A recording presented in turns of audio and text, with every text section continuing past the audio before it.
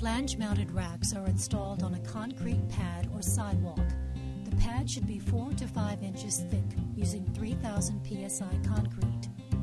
Start by laying out the rack location.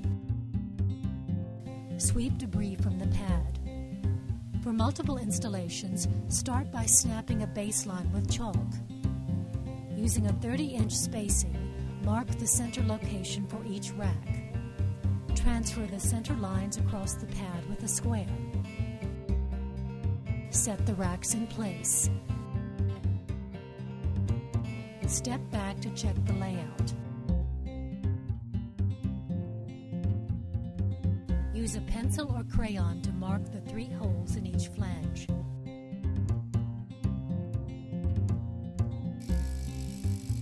Use appropriate safety gear, including eye, ear protection, and dust mask. Use a hammer drill equipped with a spline chuck or SPS chuck to drill the holes. Drill the hole a ½ inch deeper than the distance the fastener will penetrate the pad.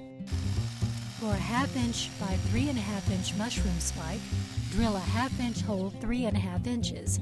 For 3 3/4 studs or wedge bolts, drill a hole a ½ inch by 3 3/4 inches.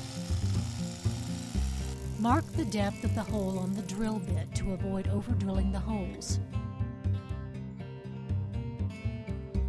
Clear the inside of the hole with a brush and clear dust and tailings from the surface. Test fit the rack to assure that the holes line up. Apply a construction adhesive to the base of the flange to ensure a good contact with the concrete. Secure the fasteners. Mushroom spikes require 30 to 40 hammer blows each.